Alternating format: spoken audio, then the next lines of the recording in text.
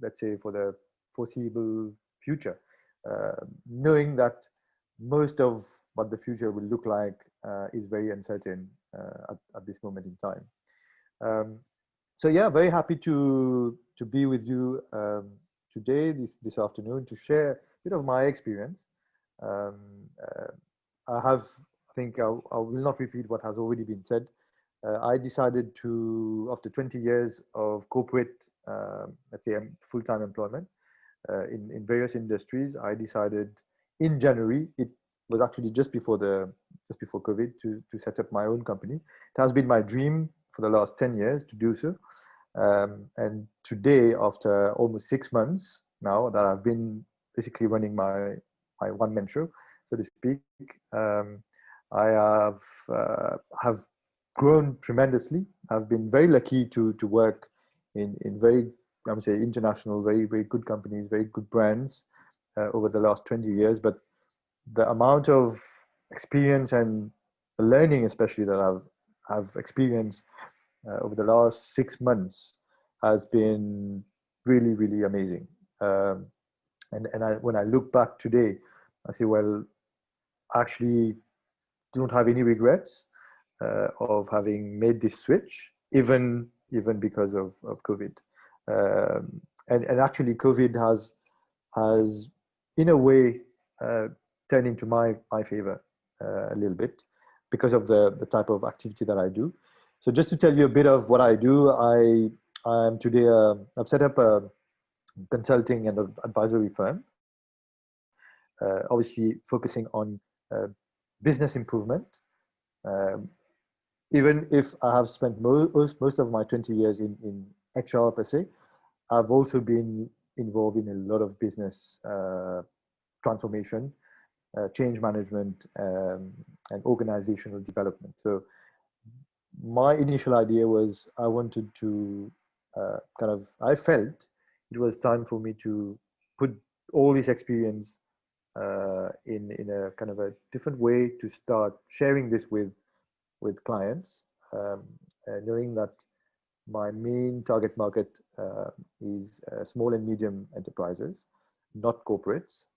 So SMEs, as you know, um, are very, very often poorly structured or don't have the resources that the big corporates have.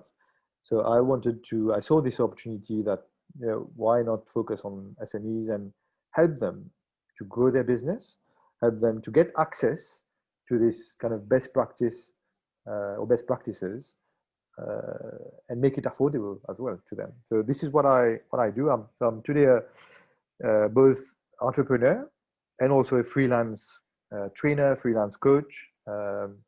I've been doing workshops virtually and face to face with students and also uh, employed people, about 300 people actually. I've been running workshops with them on how to set up a business, how to become an entrepreneur, how to become a freelancer, and very similar to what I'm doing today, sharing my own experience. So this is a bit of background on what I do. If we can move to the next slide, please. So just to start off, I think I came across this quote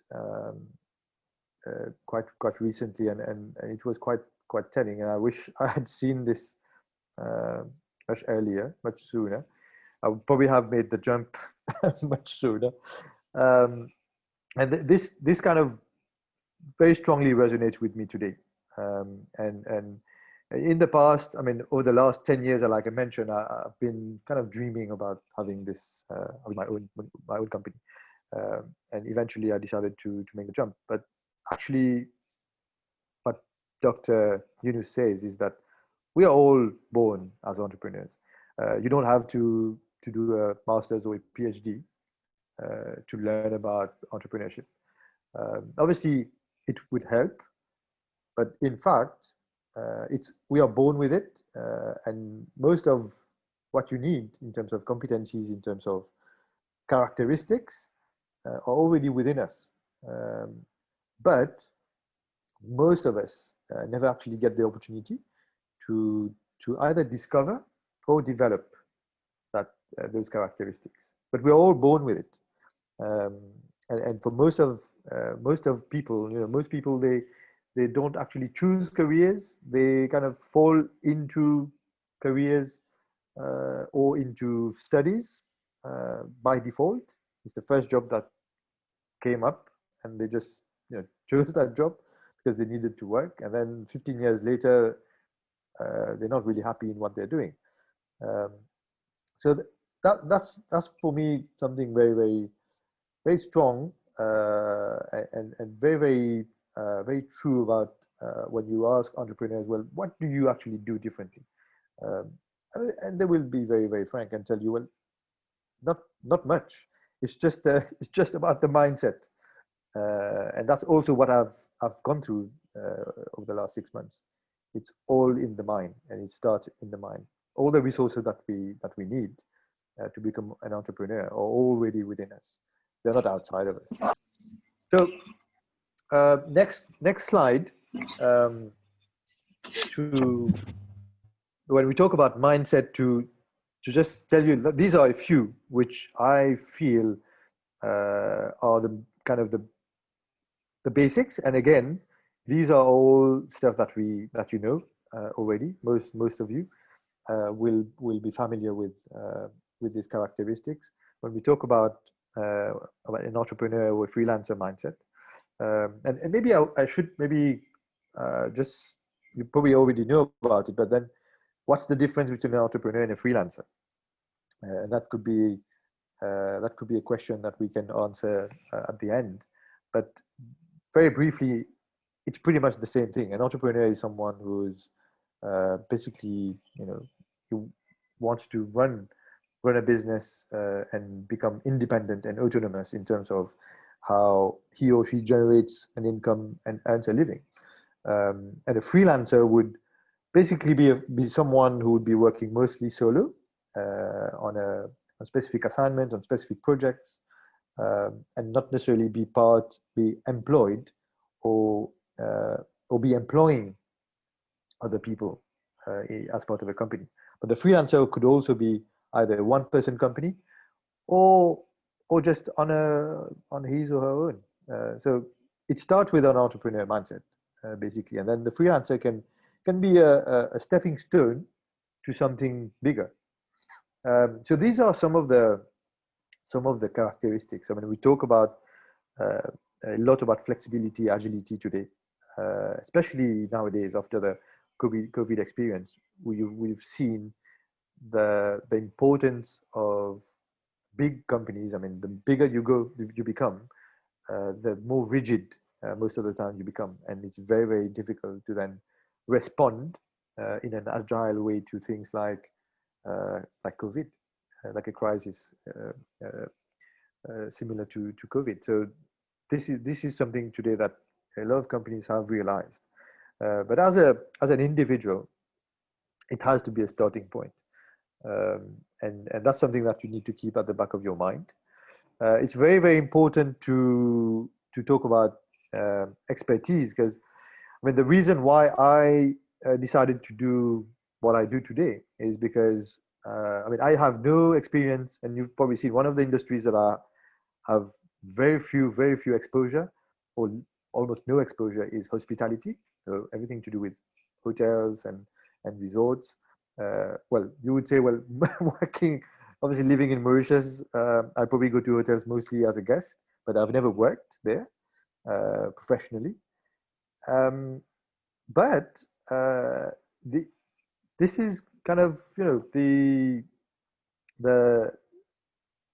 the reason why I chose to do I didn't choose hotels is because I don't have any expertise in that. So one of the reasons why I chose coaching and training is because this is the part that I really enjoyed about my previous jobs, and I wanted to focus on this and become specialized in this. So specialization versus uh, generalist roles. So I used to have very broad, very generalist experience, and I really wanted to focus and become a kind of a more expert and develop a deeper expertise in one particular topic within that broader framework. And that's why I chose to move to freelancing and to set up my own company. Um, so that's also one of the reasons why I decided to do that. Flexibility, like I mentioned, resilience, uh, even more so nowadays. It's very very important that you build whatever business or whatever practice that you decide to build. Yeah, you build it to be sustainable, not for the short term, because you'll very soon realize that uh, you'll get, you'll be faced with obstacles, and if you don't kind of choose the right business model, it will be very difficult to be sustainable, especially in today's world where there's a lot of uncertainty. So you have to build resilience in whatever you do. Um, Client focus and sales obviously are things that you can also learn, but I think you need to also realize that if tomorrow you move to a freelancing um, activity, you are basically working for a client. Um, the difference between working in a company in a specific job is most of the time, if you're not client facing, you would never be exposed or never have the direct impact on client experience. But when you're on your own, it's on a daily basis. Everything you do is for the client. Um, no, it's as simple as that. So that's something that you really need to also build in your um, in your business model. So it's that client proximity. So let's move to the next slide. Um, when we talk about skills, I mean, we there has been again a lot of articles, a lot of literature written about future skills of the future of work. These are all very very trendy topics. I think today this is what it boils down to, both from a student perspective or from an employer perspective. Um, this is what basically, in summary, um, you should be building in terms of skills, things you should be focusing on, both in terms of your employability, or tomorrow if you want to set up your own company or your own business. Uh, it's today very very similar. Collaboration comes up a lot of, most of the time, and even today in your student life, I'm sure this is, and I've had some interaction with ALU students, and I know that in your current curriculum, that's something very central. So collaboration is something that you need to continuously develop. Um, you Today, the way of doing business has changed. In the past, let's say before COVID, you would have consultants or freelancers working on their own, um, and keep competing against themselves. The new phenomenon is that I've found and I've discovered recently is that, and also because there's fewer opportunities, fewer business available, you have uh, people coming together more and more, um, to join forces. Uh, Obviously, no freelancer. Every freelancer is unique in the background that they have and the service or product that they offer. Um, but nowadays, you're finding more and more people coming together and trying to complement each other and proposing uh, jointly to clients, proposing products or services jointly.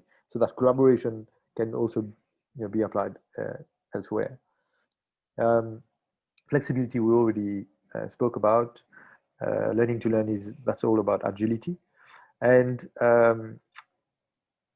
in terms of what employers are looking for today, people are more and more now at the center of everything. And we've been hearing about it for past decades. Organizations want to, put people first, and they put people at the center of everything. But I don't I'm not convinced that this is actually translated into practice, or it used to be. After COVID, this has changed a lot. Organizations have realized that at the end of the day, what is more important for the running of their business is their people, is their human resources, and they are actually now readjusting and redesigning the way they work around people, and becoming more and more um, sensitive to what the people are looking for. So more bottom up rather than top down.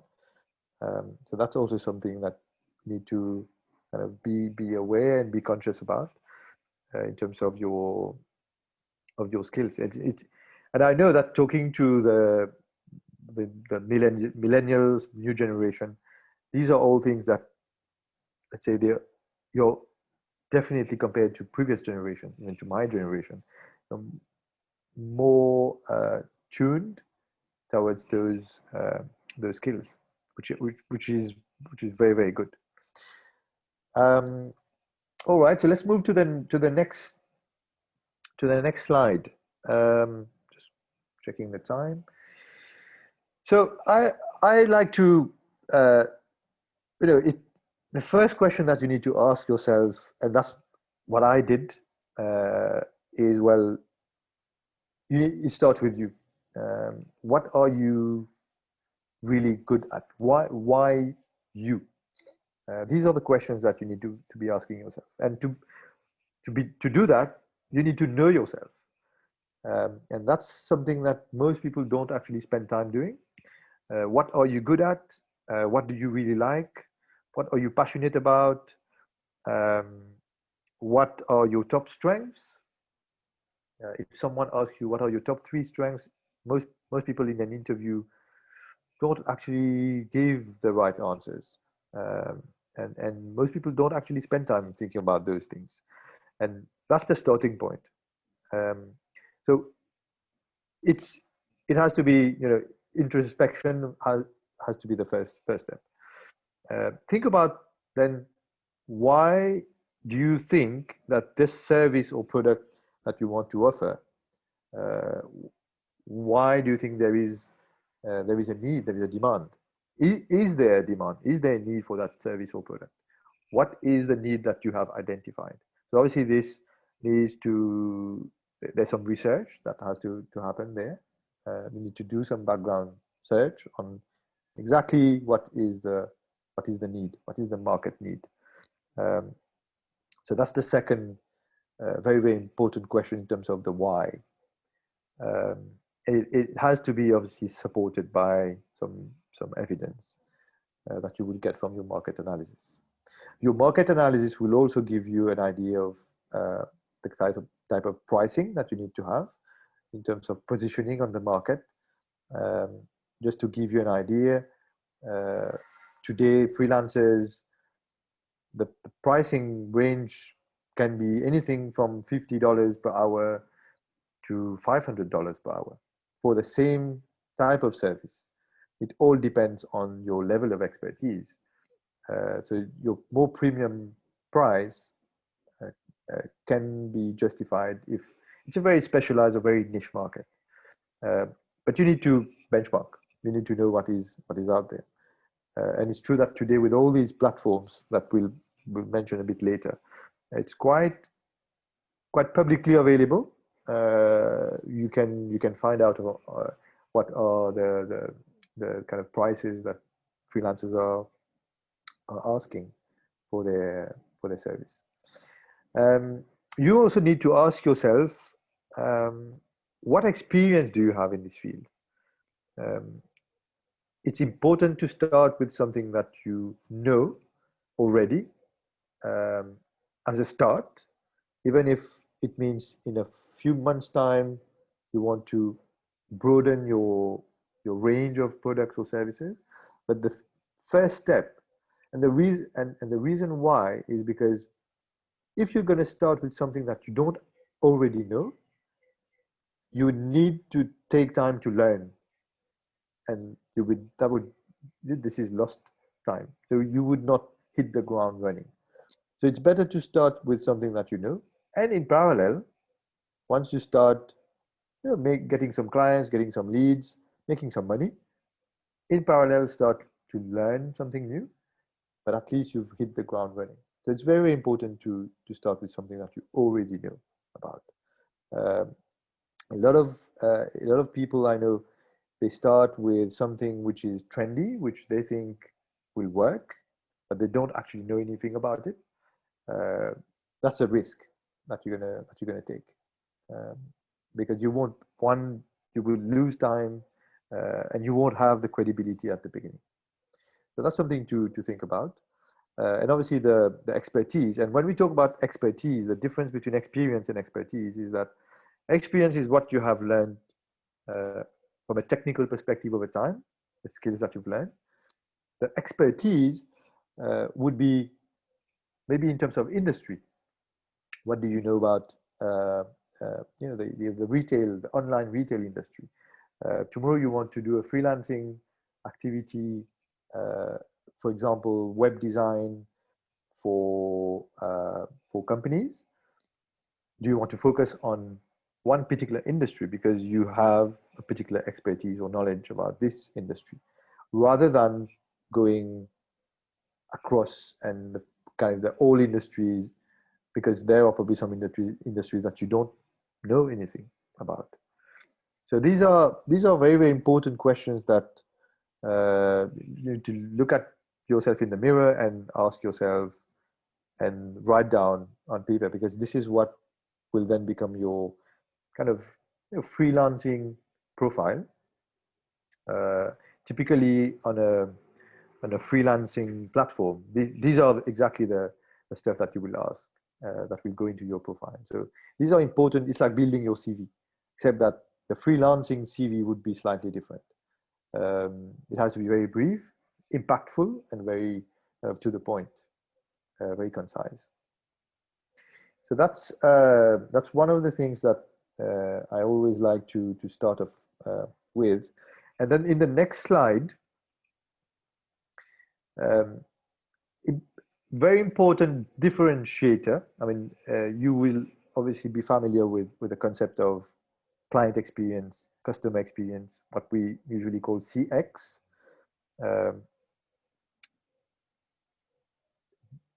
Today, in the freelancing um, kind of world, because it's mostly on a one-to-one, and a lot of it is done virtually, we tend to forget about customer experience and client experience, um, because the interaction between between you as a freelancer and the client is quite limited to email or calls. Uh, but this is one way of differentiating your offer. If you go on the platform and you look for a web designer, if we go back to the same example, you would get probably option of to choose between 100 of potential freelancers that can give you the same service for what you're looking for. Um, Price obviously can be a differentiating factor, um, but repeat business, which is actually how freelancing works. Freelancing doesn't work on a one-off basis. Your repeat business will come only through good reviews, uh, through feedback, through ratings. Most of the freelancing platforms have rating systems. So this is how you get repeat business, and this is there's no secret. Your the amount of work that you can churn in and churn out will depend on your rating. So it's very similar to those who are familiar with your Uber, TripAdvisor apps, which actually works on rating systems. So it's very, very similar. And one of the things that uh, today is quite rare, finding freelancers who actually give importance to customer experience, client experience. I mean, what this particular uh, picture shows, this slide, is that client experience is a cycle. It's not a one touch intervention. It starts with the moment that the client discovers you and becomes aware of your service, of your existence. They will obviously go and research, do some background research, or maybe ask around about your uh, about your credibility, about your experience. Once they decide to buy your service, is how quickly you can turn around. Um, and most people this is where after kind of delivery or completion of the project, this is where most people will switch off and forget about the client and they move to something else. And for me, this is where you can differentiate yourself, is asking for feedback, and after sales service that you get elsewhere, mostly in the retail business. And you can, by coincidence, also get maybe a referral, recommendation that you wouldn't have got otherwise. So yeah, I mean, client experience is something that can really uh, uh, set you out from the crowd. And the next slide is, so in terms of the tips, that typically, well, some of them I've already mentioned. So the first one being knowing yourself. I mean, knowing yourself is the first thing. That's really before even you start to think about the product or service. That's the first question. Know yourself, know your limitation, know your strengths, but also know your limitations. Don't oversell and under deliver, because this is what will make your ratings go down over time. And make sure you deliver something, and you propose or promise something that you can deliver. There is an administrative journey which you should not ignore. For most of you who will decide one day to go into freelancing, as a one person or as a business, there will be some administrative procedures of setting up a company, of registering your business, which you also need to learn about. It's a bit tedious for different countries. I don't know exactly the procedures everywhere, but in Mauritius, that's something that usually takes about a week or 2 weeks time to kind of be up and running. So, but it's something that you also need to take into account. Very important to design your business plan. I mean, we can have a separate session on how to design, how to write a business plan, but that's probably one of the reasons why. One of the other interesting statistics to mention is that 1 out of 3 entrepreneurs fail in the first 2 years, and that's worldwide. That's how the statistics, sadly, so that's 30% of entrepreneurs fail. And one of the reasons why is because maybe the business plan, maybe there was no business plan, or the business plan was not solid enough. And this is where the the business goes down and doesn't work. So we spoke about platforms. These are some examples that you probably already know about. It's important to have a testing phase. Don't go straight away head on into something. Even if your business plan is strong, give yourself a trial basis, give yourself a testing period, because this is where you will have all the teething issues and fine tuning of your pitch, fine tuning of your pricing, of your approach, methodology, etc., etc. So give yourself some testing. uh, first of all. Time and energy management. I've discovered that being a freelancer and working on my own, one of the things that uh, was extremely important was self-discipline, and especially how I structure my time. When you work as a full-time employee for a company, let's say 10 hours per day uh, is not my time. This is the time, obviously, I have a starting time, which is contractual. Don't have much of a choice to turn up at the office at this time. And I have an ending time, mostly. Um, but when you're on your own, no one actually will force you out of bed in the morning. No one will actually tell you, well, you need to wake up and you need to turn up this and this and do this and do that. So you need to have that time management. That's one aspect of it. The other aspect of time management is when you're a freelancer, every minute, every hour counts. And you need to structure your time and become aware that time is money. You hear about it, but when you're a freelancer, time is your time is money, because if you've sold a project at, I don't know, $50 per hour, and you've billed basically I don't know 10 hours for that project, so that means $500. If you actually are spending twice the amount of time on that project, you should know that this is not non-billable hours. It's actually time that you're going to be losing. So you need to be very much conscious about how you spend your time. And there are different ways of doing that. You have apps to help you do that. Timesheets. People use timesheets, which is very simple. But tracking of your time, how much time you're spending, clocking in, clocking out. You need to develop a structure around that.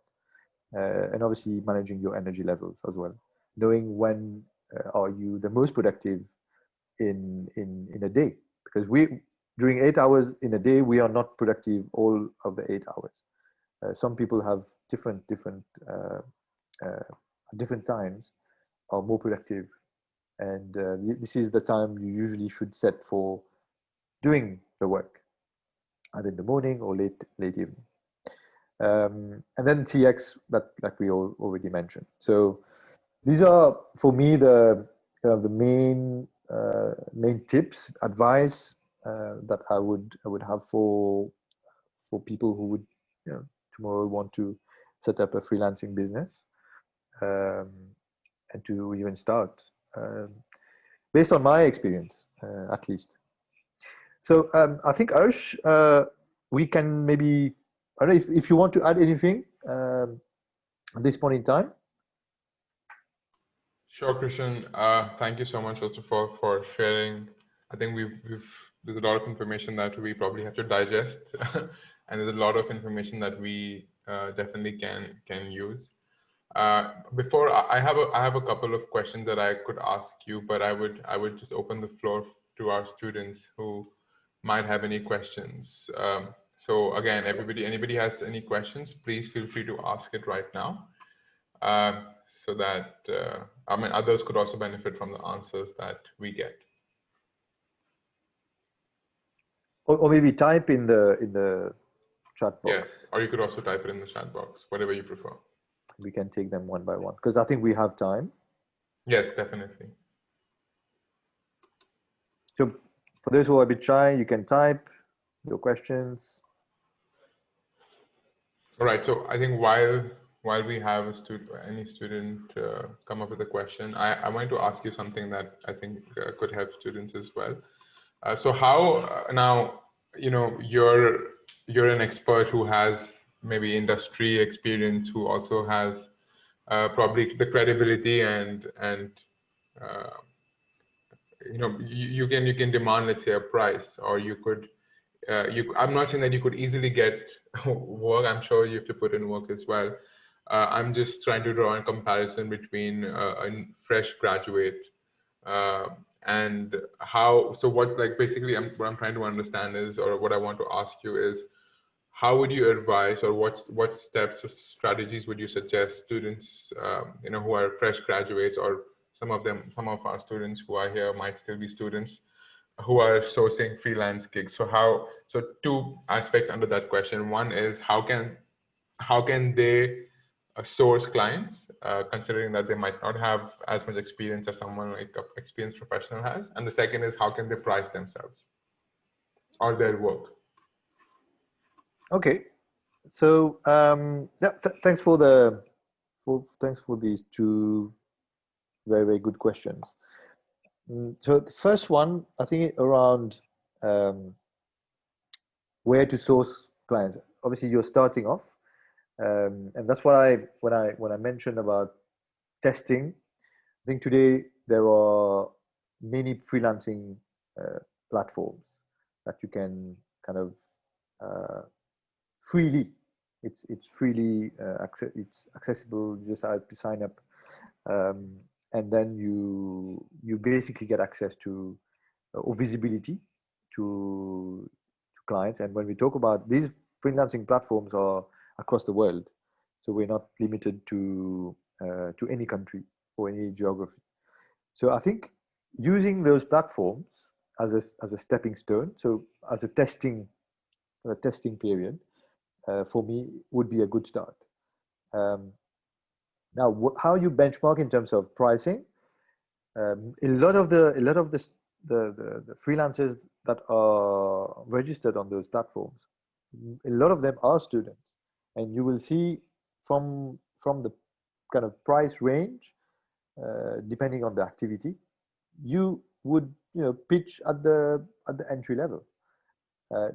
Typically, I mean, the way I went about doing that was I basically tried to do a costing of my time based on the salary that I would the income that I would like to get at the end of the month, and calculate the hourly rate that I would need to charge.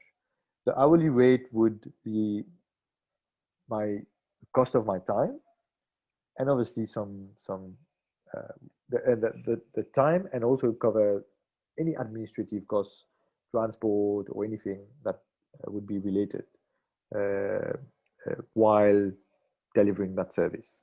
So it would basically you would need to calculate well, in terms of your bandwidth, internet, communication costs, uh, again per hour, which you would divide by 8.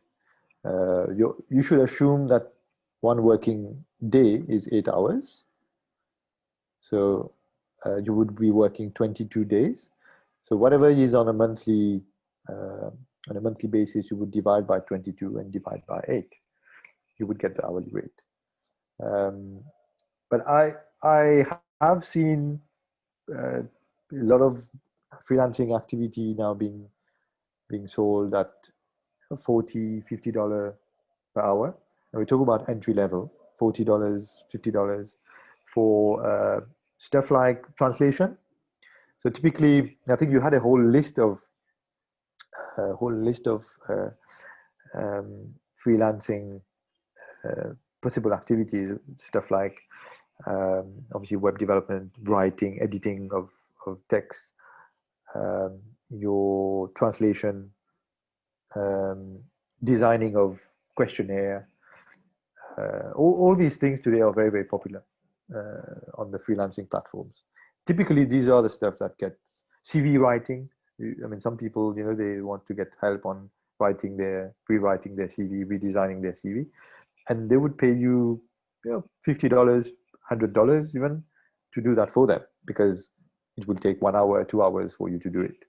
So that's how it goes. I don't know whether I answered the two questions there. Definitely.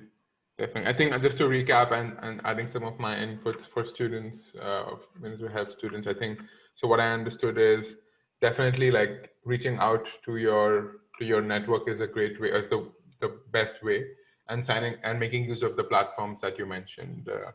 So I think there's Upwork, there's freelancing.com. So I think definitely these are some great ways to get clients. So I guess for our students, what could be great is to reach out to previous employers, to reach out to probably ALU, even ALU for certain referrals. Yeah, or referrals, definitely. And Mm-hmm. for pricing, what I think the strategy that you shared was trying to understand how much you would like to get paid. I think and then dividing that to understand the hourly rate that you can quote. And then you also mentioned checking platforms where we could also understand what is the average price that is charged by others, just to get an idea of. So I think this is also a cost-based pricing or a value-based pricing, depending on the type of activity that we're doing. So I guess it would depend, is what is my takeaway from your answer. So thank you for that, Christian. I would again open up questions to our students. If anybody has any questions, please feel free to ask.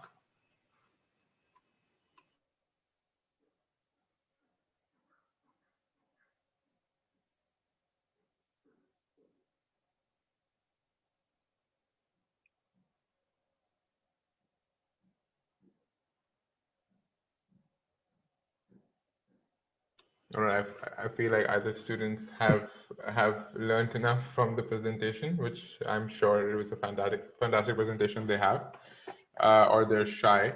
However, I have another question that I foresee could help students. So this is along the lines of, okay, wait, we already have a question that I'm not sure if you would be able to answer it, but the question is, how does the competition look like, especially for the new freelancers? Yeah, well, great question. If I understand correctly, it's so competition in terms of the for any given activity, you would have hundreds of different options to choose from. If you go on any platform, and you're looking for someone to write your CV or translate a document for you, there's literally hundreds of people who can do that. And so the concept of competition doesn't really exist per se in freelancing, because like I said, your offering should be unique, and if it meets a specific need that you've identified already. So that's why you need to do some background search on. When we talk about, for example, translation of documents, even translation of documents can be broken down into deeper, more specialized, more expert and technical stuff. Which type of documents, length, language, all is it a technical manual for a TV or for a domestic appliance? All these things are potential freelancing activity business for freelancers. So competition is there. Obviously, it's the choice of people. Um, so you would get a feel of that when you go on the freelancing platform, and you just have a look and type in how the freelancing platform works. Is basically a marketplace where you go and you sign up, and basically you get access to just type in the product that you're looking for, search, and there's the results that come up with. So you can have 50 people who can give that service to you, and then you can filter further down in terms of experience, in terms of price, just like shopping online, basically. So competition is, for me, the concept of competition, like we know it, it does not really apply for freelancers, as long as you have a unique selling proposition, and you can make your offering really unique. Definitely. Thank you for sharing that, Christian. I would like to add on top of that. So, I mean, even adding the concept of, let's say, economics into this, right? Let's say whenever there is a market which is not highly differentiated. So if you have if you feel like there might be a lot of competition in the industry, there are usually one or two ways to then emerge as a market leader for a business, for example, and we can apply the same concept to freelancing, right? So it's either based on cost, so you're differentiating yourself based on cost, so you're probably highly competitive, or you're offering something maybe slightly below what the average market price is, so that you get more employers or companies might choose you. The second thing is either, I think, something that Christian was saying, right, where you try to be specific in your offering or focus on customer service, customer support. How can you improve? Like, how can you make it easier for your customers to find you? Or what are you doing in your ways of working to convince an employer to sort of select you as the preferred freelancer? So I think that might be helpful as well. Any other questions, if we have any?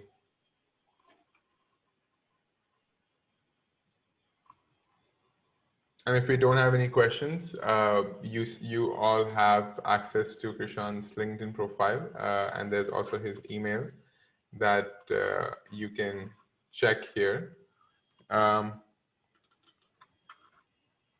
You can see it here. So we'll share the slides with you, so you can get access to his email ID and his phone number. I would suggest not calling him and bombarding him with phone calls, but probably emailing him first or sending him a message on LinkedIn. I would also ask you to please fill the exit ticket so that we can record your attendance and also get feedback on how the session was. On a closing note, anything you'd like to share, Christian, or anything anybody else would like to share? I think just a closing note, the future, and the more and more I read about it, and I'm learning every day, the future, is entrepreneurship. When the way you look